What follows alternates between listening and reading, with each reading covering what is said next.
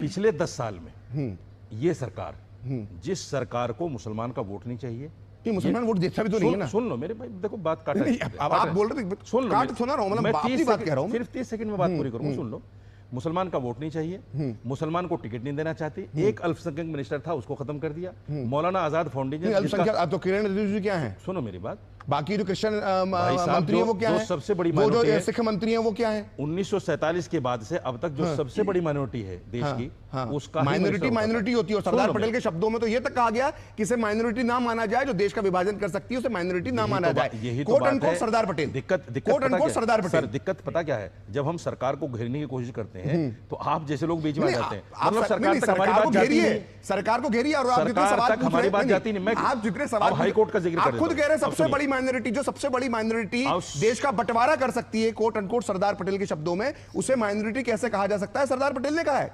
अच्छा तो एक काम कर दीजिए, भगा दीजिए। मतलब जो नहीं, भगाने की बात नहीं हो रही ना, भगाने की बात नहीं हो रही। कोट अनकोट आप लाना चाहते हैं तो पाकिस्तान बनाने के बाद भी आप रहे, यहाँ पर कोई दिक्कत नहीं है। अच्छा रह रहे हैं, हाँ बिल्कुल, पाकिस्तान बनाने के बाद भी मुसलमान, नहीं एहसान क्या है? पाकिस्तान बनाया था ना, पाकिस्तान तो भारत में रहने वाले मुसलमानों ने बनाया था। नहीं, पाकिस्तान बनाने वाले रावलपिंडी, इस्लामाबाद, लाहौर के मुसलमान नहीं थे, कराची के मुसलमान नहीं थे, भारत के मुसलमान थे। 1945-46 के चुनावों के नतीजे देख लीजिएगा। 95% मुसलमानों ने, 90 से 95% मुसलमानों ने मुस्लिम लीग और पाकिस्तान के समर्थन में 45-46 के चुनाव में वोट दिया है। मेरी बात सुन लेंगे? हाँ, मेरी बात विषय से अलग हटकेंगे तो फिर मैं दूसरा इतिहास आपको बता दूंगा। मेरी बात का एक बार भी काउंटर बीजेपी के प्रवक्ता ने नहीं किया। आप ये उनकी आपको तारीफ करना चाहिए कि वो नहीं। मैं सिर्फ ये कहना चाहता हूं, पिछले 10 साल में सारे बिल ये सरकार मुसलमान के लिए ही क्यों लाती है? हिंदू के लिए एक बिल लाई है जो भर भर के वोट दे रहा है इसको। कोई काम किया हिंदू के लिए? एक काम बता दे सरकार, कोई बिल लाई हो? चलिए, आपका मुसलमानों के खिलाफ ही बिल लेकर, ये जो तरीका है कि किसी भी जगह पर रुमाल रख देना, जैसे हम डीटीसी की बसों में देखते हैं ना कि रुमाल रख दिया और सीट मेरी हो गई, रेलवे की सीट पर रुमाल रख दिया मेरी हो गई। इसी तरह से किसी दिन ताजमहल पे कोई आया, उसने कहा ये रुमाल रख दिया, ये ताजमहल मेरा हो गया, तो अब ये चल नहीं पाएगा। और ऐसे ही एक मामला मध्य प्रदेश के हाई कोर्ट के अंदर आया था, और मेरे साथ जो मेहमान है मौलाना शाजिद रशीदी, मैं चाहूंगा कि ये वीडियो खास तौर से वो देखें कि इस वीडियो के अंदर जज ने क्या कहा है। तो एमपी हाई कोर्ट का मामला है, वक्फ बोर्ड से जुड़ा मामला है। जरा देखते हैं कि हाई कोर्ट के अंदर दिलचस्प वाकया ये क्या हुआ था। कल को वो जो भी सरकारी दफ्तर को कह देंगे कि वक्त प्रॉपर्टी तो हो जाएगा। मेरा सीधा सा क्वेश्चन है, ब्लंट, कल को अग्रवाल साहब की प्रॉपर्टी का नोटिफिकेशन निकल जाएगा तो फिर अग्रवाल साहब को निकाल के बाहर कर दें, ये उसके लिए कोई प्रोसीजर है? इतना ही पूछ रहा हूं भाई। प्रोटेक्टेड मॉन्यूमेंट है, कैसे डिक्लेयर हो गया 89 में? Notification is issued under this. भाई साहब, आप तो ताजमहल भी ले लो यार, लाल किला भी ले लो, कौन मना कर रहा है? या प्यार से क्वेश्चन समझ में नहीं आते आप लोगों को? किसी के, अरे ऑनरेबल कोर्ट का छोड़ो, किसी की भी प्रॉपर्टी को आप प्रॉपर्टी डिक्लेयर कर सकते हो। टेल में सेक्शन 5 में नोटिफिकेशन होगा, फलाना होगा, पूरे भारत का प्रॉपर्टी डिक्लेयर कर दो देन, क्या नोटिफिकेशन का वैलिड हो जाएगा? The property was already declared as a ancient monument by issuing a notification in the early 19s. तो सुना आपने, जज साहब कह रहे हैं कि क्या ताजमहल भी ले लोगे, कुतुब मीनार भी ले लो। ये मेरे पास पेपर्स हैं जी, ये मेरे पास पेपर्स हैं। ये 2002 में एक बड़ा घोटाला हुआ, 4532 स्क्वायर गज जमीन। एमए अजीज उस वक्त में चेयरमैन थे मुंबई वक्फ बोर्ड के। अंबानी साहब ने गैर कानूनी तरीके से ये जगह ले ली, जिस पर आज उनका इंटीलिया खड़ा हुआ है। वो 50,000 करोड़ की जगह। मतलब आपने इंटीलिया पे भी रुमाल रखवा दिया? नहीं नहीं, रुमाल नहीं रखा है मैंने, नहीं रखा।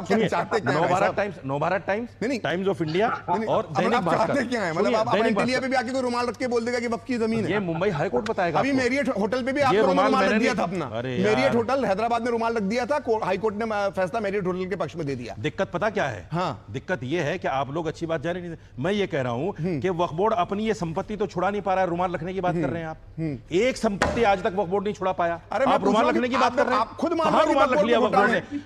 मैंने दुबे साहब से पूछा, मैं आपको चैलेंज करता हूं, एक प्रॉपर्टी आप बता दो जहां वक्फ बोर्ड ने रुमाल रख दिया हो, और ले अरे लिया ताजमहल में उसने। एक बता दो, ताजमहल में ताजमहल किसके बाप की संपत्ति है? मुसलमानों के बाप की है। देखिए बाप शब्द का इस्तेमाल ना कीजिए। मुसलमानों की ठीक है। संपत्ति है। तो शाहजहां का रुक्का बता किसने दीजिए। बनाया? शाहजहां तो कौन था? शाहजहां का बता दीजिए। शाहजहां कौन था? डीके दुबे के फादर थे या दादा थे, नाना थे, इस्लामिक कानून जान के स्कॉलर भाई आप कैसी बातें करते हैं? कैसी बात कर रहे हैं आप? इस्लामिक स्कॉलर हैं, आपको ये नहीं मालूम कि वो वक्फ करेगा तब वक्फ होगी? शाहजहां का रुक्का कहां है? ये शाहजहां वक्फ ने ही कहां है। लिख कर दिया? ये शाहजहां ने कहां लिख कर दिया कि ताजमहल वक्फ है? मैं कह रहा हूं कल को तो आप मुसलमान हैं, आपकी संपत्ति को वक्फ मान लिया जाएगा। मैंने वक्फ संपत्ति नहीं बोला भाई साहब, मैंने ताजमहल को वक्फ संपत्ति नहीं बोला, गए थे लोग, मुस्लिम संपत्ति बोला। कोर्ट में केस है, और उससे करोड़ों रुपए का आय होता है सरकार को। एहसान मानना चाहिए सरकार को। क्या मानना चाहिए? ताजमहल मुसलमान ने दिया ना, मुसलमान ने दिया ना। तुर्की से लेकर आया था क्या? बनाने वाले हिंदू थे, बनाने वाले कारीगर हिंदू थे। पैसा नहीं दिया, पैसा किससे लिया उसने? मुगलों ने पैसा किससे लिया? मुगलों ने लूटा किसको? किस तरह की बात करते हैं? मुगलों के वक्त में ये हिंदुस्तान जो सोने की विदेशी चिड़िया थे था। जो विदेशी रहेंगे, पता देश को किसने छुड़ाया? मुगल हैदराबाद के विदेशी नवाब ने थे, छुड़ाया मुगल जब विदेशी गिरवी रखा गया। रहेंगे, ये मान के चलिए आप कह रहे हैं उस बात को कहिए। बिल्कुल। देश की जो हिस्ट्री है, नवाब हैदराबाद ने देश को छुड़ाया, गिरवी रख दिया गया था। यही थी। आप लोगों ने गिरवी रख दिया था उसको। आप वक्फ बोर्ड के, मैंने जो आपसे सवाल पूछा था, 500 क्विंटल सोना देके और फिर छुड़ाया इस देश को। दानिश मानो, क्या बात आप कह रहे हैं? आप 10 काम बताइए वक्फ बोर्ड ने जो किए। आपने संपत्ति की लिस्ट लेकर तो आ गए, डिस्प्यूटेड संपत्तियों की लिस्ट। 10 काम बताइए आपने क्या किए वक्फ बोर्ड ने इस देश के लिए, मुस्लिम समाज के लिए क्या किया वक्फ बोर्ड ने? आप मुझे बताइए। मुस्लिम वक्फ बोर्ड जो है, मुसलमानों के जो इमाम्स हैं उसमें वक्फ की मस्जिदों में उनको सैलरी देता है। बेवाओं को, छात्रों को क्या दे रहा है? स्वास्थ्य के लिए क्या दे रहा है? शिक्षा के लिए क्या दे रहा है? देश के लिए क्या दे रहा है? आगे तो सुनो। बेवाओं को पेंशन देता है और बच्चों को स्कॉलरशिप देता है। ठीक, ये वक्फ बोर्ड करता है। ठीक है। मैं इसका हाफिज गुलाम सरवर से बात कर लेता हूं। ये अलग बात है कि घोटाले होते हैं। हाफिज गुलाम सरवर साहब, ये अलग बात है कि घोटाले होते हैं। ठीक है, आप मान रहे घोटाला, अच्छी बिल्कुल बात होता है। हाफिज गुलाम सरवर साहब ये कह रहे हैं कि स्कॉलरशिप मिलती है बच्चों को, बेवाओं को पैसा मिलता है, इमामों को पैसा मिलता है। क्या सही में वक्फ बोर्ड इतने काम करता है? देखिए, मौलाना ने जितनी बातें गिनाई वो कॉलम सारे वक्फ बोर्ड में मौजूद हैं, यानी कि बेवाओं को पेंशन देने का, स्कॉलरशिप का सिस्टम है, लेकिन हो कुछ नहीं रहा। ये सरकार के रहमो करम पर जिस राज्य में जिसकी सरकार है उसके नेता, चेयरमैन सब मिलकर सिर्फ इस संपत्तियों का बंदर बांट किए हैं। यही बिल्कुल, ये मैं मानता हूं। चलिए, मौलाना साहब खुद ही मान रहे हैं। नहीं, ये मैं मानता हूं। मजा आया।